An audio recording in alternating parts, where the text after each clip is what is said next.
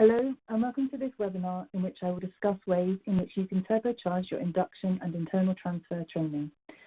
At a time when perhaps there isn't enough resource and capacity to spend as much effort as you would want to ensure new employees or transferred employees get the best training and education they possibly can, this short webinar will hopefully provide a few key points to aid a more focused and mutually beneficial training program to you and your employees.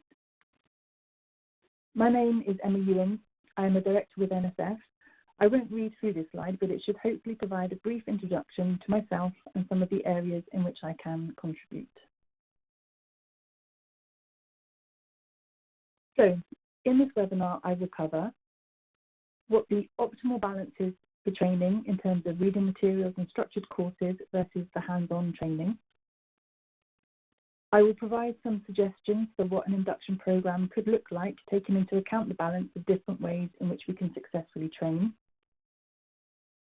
And then I'll work through some suggestions of what internal transfer training could entail.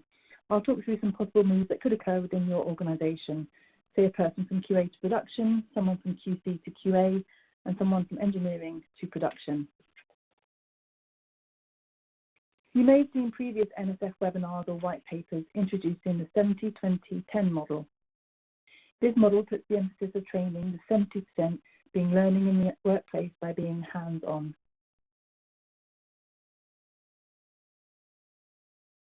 The 70-20-10 model turns what we often see of someone not being usable to an organisation until they have read and understood 100 procedures on its head. This learning and development through structured courses and programs should make up 10% of the overall training program for an individual. This 10% element of the training should be very quick, using high levels of interaction and engagement. Be sure to cover the why and not just the how. The 20% of the model should provide a safe environment for an individual to practice and apply what they know.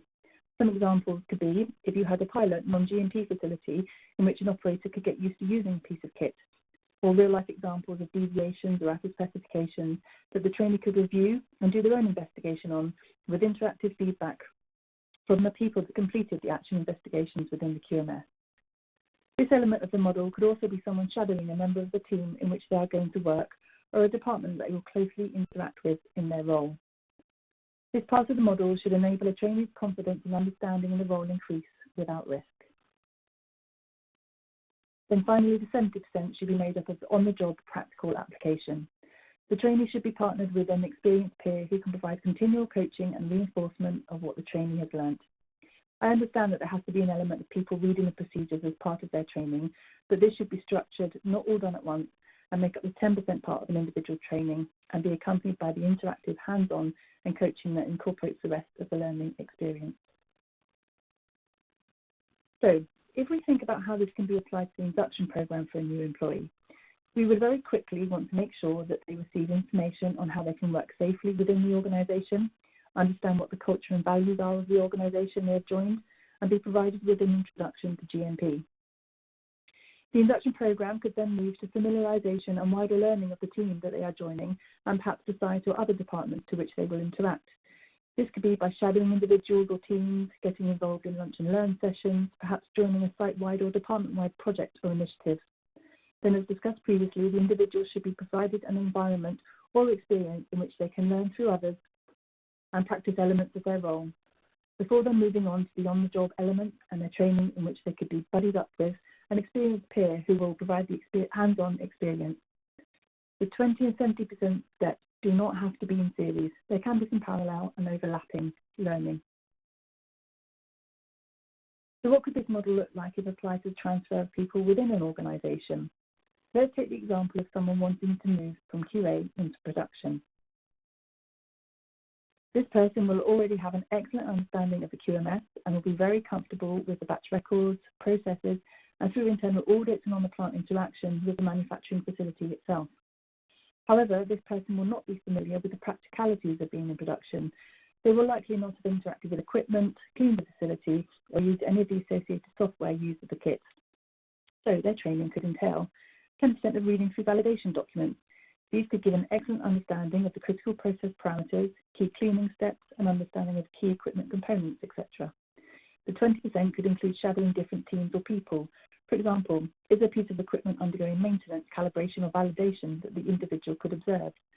As previously mentioned, is there any small-scale equipment for the person to practice on? Then the person can take on the hands-on, on-the-job training with an experienced mentor. What could the training for an individual moving from QC to QA look like?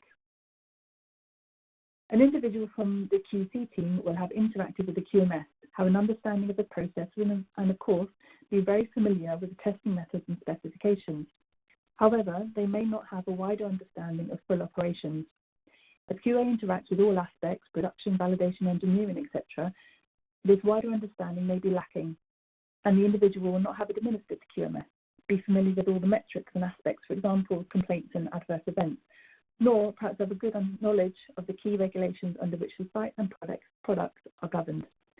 So this individual's training could be 10% of demonstration into QMS, understand key processes and associated regulations.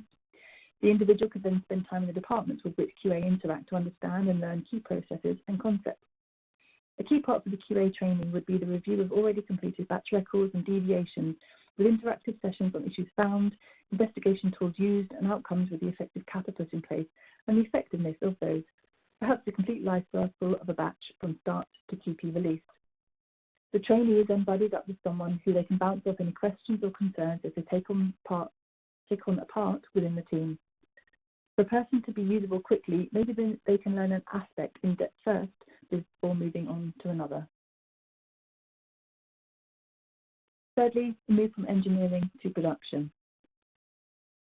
This person will be comfortable with the manufacturing environment, have an excellent equipment and utilities understanding, and be familiar with GMP. Similarly to the individual moving from QA to production, they won't have the hands-on and practical understanding, nor a great process knowledge, and they may also not be familiar with performing deviation investigation. So this individual's training could be 10% process education, becoming familiar with the critical process parameters and how the equipment they have maintained produces the product.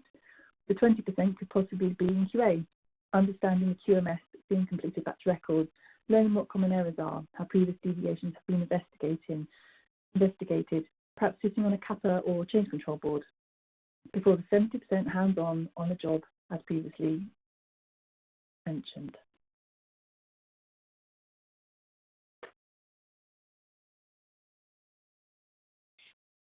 So what are the key messages from this webinar? Don't train for compliance sake. Yes, people do need to go through aspects of reading procedures, but this should not be the biggest element and should be timed with an individual's learning. People will not retain the information in a lot of procedures. Be sure to teach the why and not just the how. This aids an individual understanding of what doing it incorrectly would mean. Training should be interactive. Use all of the different learning styles to meet all individuals' needs. Emphasis should be on hands-on training. And the ideal trainer is an experienced peer, someone who is doing the same role as a new individual. And remember to provide the continual mentoring and coaching. This webinar is one in a series of webinars that NSF are producing over the next 6 to 12 weeks. The next in the series will be from Martin Lush on human and organisational behaviour during crisis. You will find these webinars on our app under Crisis Management, as well as a plethora of other information and resources. Thank you for listening, and I hope that this has been of some use to you. If you have any questions or comments, please don't hesitate to contact me by email at farmermail@nsf.org. Thank you for your time, and goodbye.